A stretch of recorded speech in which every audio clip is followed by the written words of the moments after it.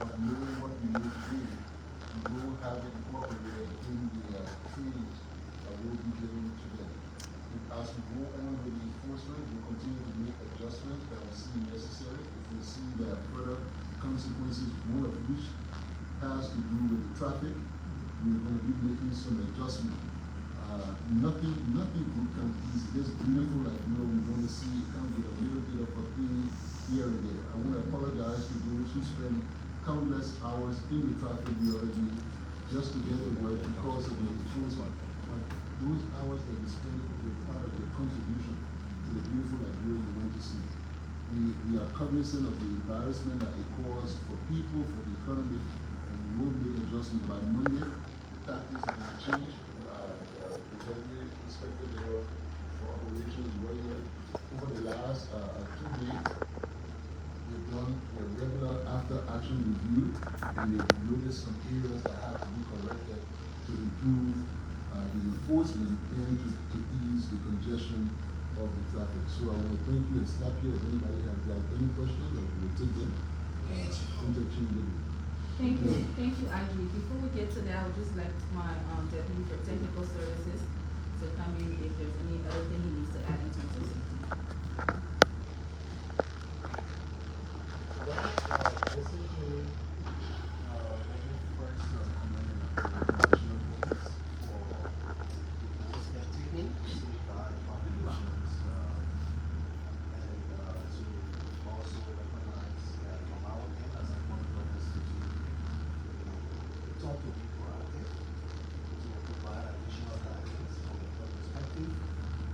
Considering potential public health risks for those who frequently travel by motorcycles, and also for motorcyclists who move around. Public health measures and the recommendations are clear, and as a public health institute, we continue to work with and support the initiatives that are intended for public safety, at the same time ensuring that we provide the right recommendation and guidance to ensure effective hygiene practices are in place to help the safety of our population. So thank you. Police for welcoming this opportunity, and look forward to collaborating with government. Okay, thank you very much. Yeah. Well, in the same vein, we're grateful for this opportunity to work along with you and the public can assure of our commitment to this exercise. We're a little bit concerned about the general public own involvement and contribution to this exercise. The riders, the passengers. We observe that a lot of our citizens are involved in riding on the motorcycles in these zones that should not be riding. We encourage you all to stop because you can just get ahead. We don't intend to run after a motorcyclist and enjoy any of our citizens. We don't want that, and we want everybody to play that. But as we see here, this is the required helmet for motorcycles. This is going to cover your face as well as all around, your head, just to ensure that if there is accident, your head is protected. So use this to pretty much save your life. James, can you go ahead? Yes. So I'll be showing what the bike rider and the passenger should do. So like the DJ said, we should always have the disinfectant, the bike rider or the passenger. So what you do is that when given the helmet, use this sanitizer. You spray this part of the helmet like this. This is for both the bike rider and the passenger to disinfect this place. And then, as a passenger, we also recommend that you wear masks. And then a scarf to cover area that will come in contact with the helmet, like this.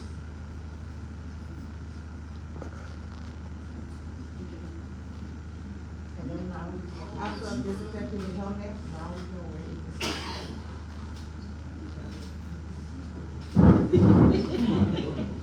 You see, you call it they go with this.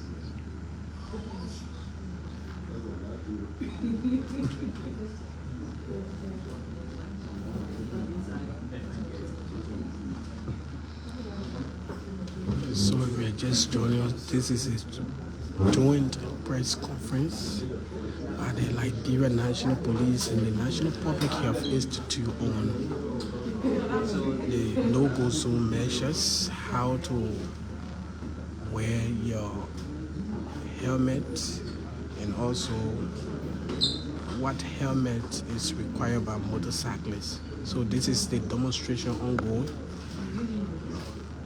You have to get nose mask. Yeah.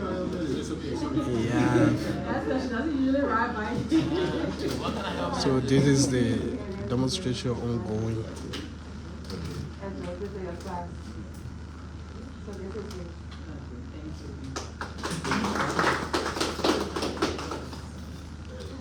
So what we'll be saying is like, do not get a bulky scarf. Get a very, a thinner scarf. Wear your mask, because if you have your mask on as well as your scarf, it serves as a protective layer between you and the helmet. It's going to be maybe a little difficult for us. Change is difficult. However, if we stick to it, we can protect our own lives. We're also requiring that, for example, if the motorcyclists are not taking around the hand sanitizers, you as the passenger should carry your own hand sanitizers to ensure that you are able to disinfect the helmet before use. But just through our own interventions and recommendations, technically, get yourself a scarf, wear a mask if you have to, throw on your helmet, and you're good to ride. So again, we want to say a big thank you to the Liberia National Police for being here. And on behalf of the National Public Health Institute of Liberia, sometime next week we will be donating or giving out about 50 pieces of helmets just to jumpstart some of the passengers and the availability to helmets, because I know maybe economically there could be some challenges. So we're looking to at least help in that regards, so that persons have access to helmets and can take the safety precautions that's needed to keep our lives safe. When there's an accident, the health system could get burning. We all know that there's disease spread that could also burden the health system. So please, we're asking that all of us adhere to these requirements to keep ourselves safe and for the motorcyclists to keep our passengers safe. So for here, we'll also be branding most of our helmets that says Liberia LNP, Liberia National Police, and the NPHIL says, wear your helmet, save your life. Clean your helmet, guard your health. So that's the slogan. We're going to hope that you adhere to these recommendations to safeguard your health. Thank you so much. So just before we go into signing, I would like to speak about the helmet. I think, you see, what is on display here is the kind of helmet that provides you the greatest safety, because it covers you completely. Your entire chin and your head is completely protected. However, there are other helmets too that we are allowing, the ones with the open face, which, I mean, if you are wearing the open face helmet, I mean, you could, I mean, avoid. It's not as safe, but we will allow it as well, because the question keeps coming, what if we have open face helmets? And I think I'll let you answer that. The open face will also be permitted, but this is the highest. Yes. The most important thing, it must be attached under your chin so that it provides the safety when you fall. Look, this thing, it's all about safety, nothing else. Safety. The laws are really for us. We're enforcing them just to keep us safe. Since this enforcement started, we had within the special enforcement zone, we've had one fatal accident involving a rider and a passenger who were completely non-compliant with all of the regulations. Peace be to their actions. I just wish, I mean, they had adhered to it, because today, I mean, we probably would not have had the kind of injury that is sustained, which led to a loss of life. I'm encouraging people. This is not about anybody trying to just step on your rights or take away your rights from you. It's about keeping you safe to be able to enjoy those rights that people are making you believe that they're trying to take away from you. And to the passengers, please, the least you can do to help us in coming up with this beautiful Liberia you want to see is to make sure you're riding a bike that is fully compliant and have a helmet as well. We just, coming here, we just passed a biker riding with 3 passengers, absolutely no helmet. We couldn't even go after them because of the safety of those people on the bike.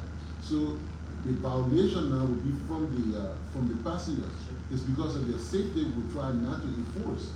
So if you all want this thing to work, you want to see, if you're like girl, you want to see them, we'll ask you to please adhere. Because at some point in time, you might come in contact with the officers trying to enforce, and you might get hurt in the process. We'll try our best to minimize any form of casualties in here. So the best you can do is please adhere to the protocol, and let's keep each and every one of us safe. Thank you very much. So the message is LNP and NPHIL still wear your helmet, save your life, clean your helmet, protect your head. So at this stage, we will not turn to the media. You call your name, the institution, and ask your question. Yeah. Well, so, good afternoon. My name is Jan Tutterberg for Well, how could you respond to the perception about you, since you are introducing another means how people can be safe, but the thing that wearing the helmet, 2, 3, 4, 5 persons, and then not getting all of these things could create some sort of disease, as they think that doing so they could be affected. How could you respond to that? And going further, would there be other recommendation that the NPHIL can release to the public, especially with regards to more safety now that you're introducing another one initially? Yes, thank you. Our environmental health division will release some guidelines on how to clean your helmet. There's weekly cleaning, there's monthly cleaning, and the rest of it. However, there needs to be cleaning in between use of passengers. So if you're not cleaning between use of passengers, there's several options that we give. Wear your mask, protect yourself, as well as wear a hair covering. So it's either you're sanitizing in between use, you're wearing your mask as well as your hair covering. And we're also asking that passengers do take their own sanitizing spray just to be sure that, you know, the helmet is clean for use. But most importantly, you can only, if you're a bike rider, if you only ride bike most of the time, I think it's best as a passenger to procure your own helmet. So that way you're not worried about someone else's bodily fluid touching yours. You can have your own helmet, and whenever you're ready to ride, it should be safe and clean for your use. Yeah, my name is Edwin Chino. I work for Front Page. I'm concerned about the recommendations that you just listed. The thing, what if those recommendations are not adhered to by both the riders and the passenger?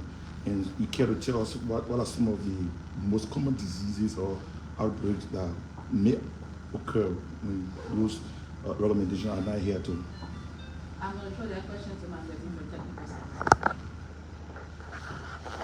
All right, so as we indicated earlier, the measure instituted by the Liberia National Police is very important for ensuring public safety. And when policies are instituted, there are positive impacts which we all want to see, but there are times where, in fact, almost all policies, there are unintended consequences. And having identified the potential health risks from the institution and enforcement of this mandatory helmet use, NPHIL has reached out to support the efforts. In that direction, we have outlines or specific recommendations to prevent or mitigate any potential health risks that may pose threat to passengers riding motorcycles. Yeah, I really don't want to get in the business of calling the name of diseases, but the message here is that there is a potential for infectious disease spread. To mitigate our rates, these are the measures that we have to follow. Thank you. Yes. My name is Big Boy and I work for the environment. 2 concerns. Come to NPHIL. I'm concerned, I can respond to that issue of those suffering from shock breath or maybe asthmatation. And when I viewing the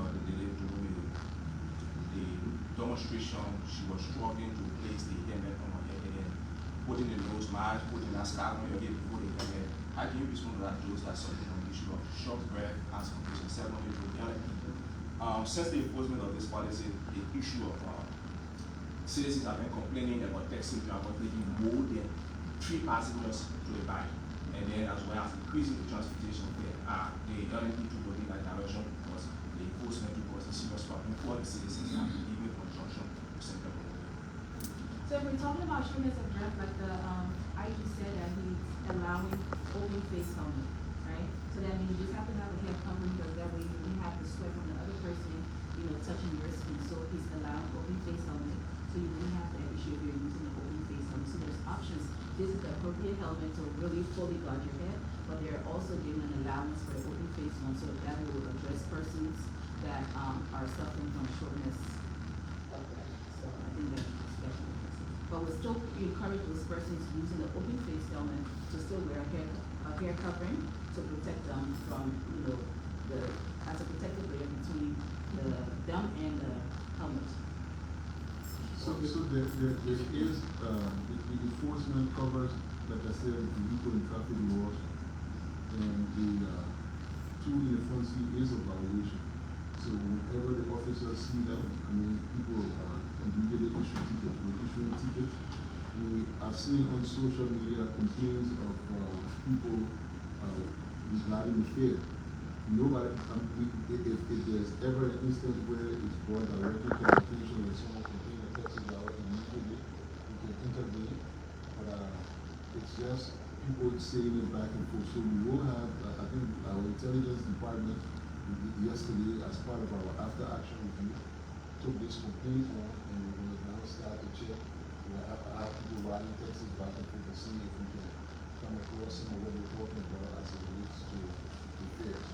So that will include Congress into the conversation, so as to read that we want to push up there both these distances are, and then once we know that, once we know the official fares, then we can now start to listen to the order to what Congress has set for these areas. But we do have an operation to see if that is feasible. Well, my name is Augustine. Keep me up and I work for Prime FM. There are some government employees complaining of embarrassment as a result of the enforcement of this regulation. There are some back that are owned by government. They are coded, but the TSA is complaining of shortage of plates. How are you instructing your men to enforce this direction that the government employees that are expressing difficulties at the end of your offices? So the government, because we work for the government, as a matter of fact, these laws are made by people working in the government, it's made by the government, so it's meant for even the government, people working in the government to adhere to the laws. So our part was to enforce. If the bike doesn't have license, then park it. Go park it. Thank you. Thank you so much. My name is Stroke Flammer and I report for Spoon Network. Liberians are concerned. Today you are here collaborating. From the beginning, from the initial stage of this enforcement no-go zone, why you didn't collaborate with NPHIL to ensure to provide prior education for bike riders, because they are the ones that are going to be on the field, and for them to be able to spread the message to passengers. Why didn't you collaborate from the initial stage? That's one. Maybe you can manage to handle that. Then the second one is people are importing motorcycles in the country. Liberians are also concerned, motorcyclists are sharing this concern that people are selling motorbikes without the helmet. Are you going to also instruct or make sure that those who are importing motorbikes, they don't sell a motorbike to bike riders without helmet? Okay, so the question about why are we now just doing it, sometimes the best of intentions come with unintended consequences. We thought through the enforcement part of it. We may have left out the health component because we're enforcers. That's what our first and foremost thought would be around that. However, today is just day 3. This was recognized on day 1, and immediately when we recognized it, we started to collaborate with NPHIL. So as a result of our action, there's no known spread of any communicable disease because of this, and these measures are being put in place at the very, very start of the enforcement process. So I don't think it is late. However, I wish we had considered all of these areas. And the thing about it is, I mean, we're law enforcers.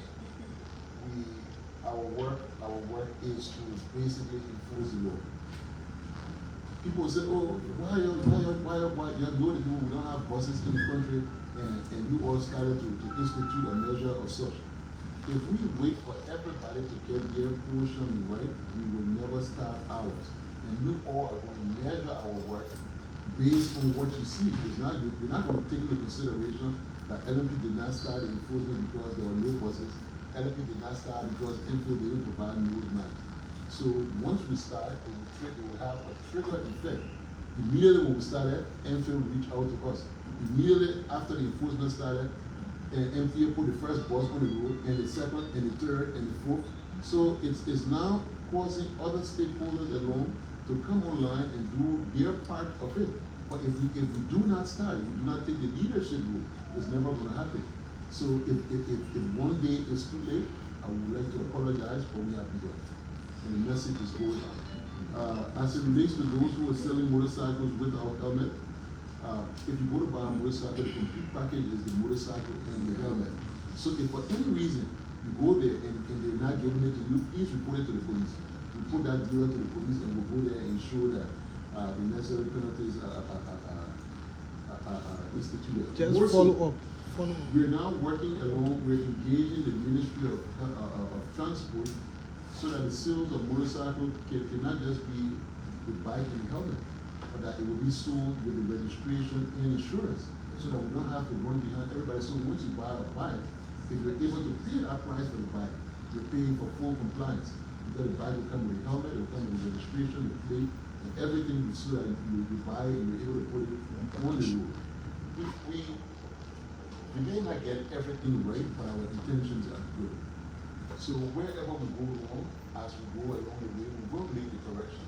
It is our hope that anything that is an oversight, it's our hope that it doesn't cause any problem before we're able to recognize it and correct it as we're doing it today. So, we'll take the last piece. Yeah, quickly. My name is Andy Gay. I work at Steel. I'm actually, can you quickly respond to your case study, because I want to see some measure all around the country? Because people think that it's new. It's something like just put it in a broad sky. So, change our case to reference to that. So this is not new to Liberia, right? This is being instituted as well as in Rwanda. The motorcyclists are doing the similar as well as passengers. If you go to Rwanda, you will see most persons that wear bikes are carrying their own helmets, to be honest. And for the bike rider, the rider also has a helmet just in case it's needed by the passenger. So we are not the first. There are other countries that are doing it as well. But I know that Rwanda has also instituted such measures. Okay, so we'll take two follow-up. Yeah, one from Mr. IG. Edwin again, are you concerned about your men standing to the intersection with Rting and Stick, beating motorcyclists who are in violation of the no-go zone? I'm concerned about my officer. We're using measures that are very less lethal. If anyone here in this room grew up in a home that didn't have a weapon and you thought it was not the best measure to correct us, put your hand up. If you didn't have one weapon in your hand, put your hand on there, no ration in your house. What do you prefer to use? The iron baton that we bring from overseas, or the one that we use to correct ourselves in? Look, this thing is meant for our own good. It's meant for our own good. We take the least lethal approach. And I believe the baton versus the Rting is more appropriate. And the Rting, just so you know, the Rting is being incorporated into our use of force as an acceptable means of correction. So it's being placed amongst our equipment to use as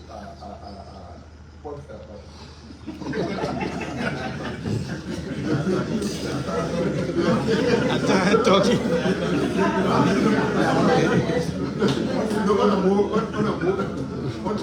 As a person is making things on a more serious note, listen, this is our acceptable means of correction.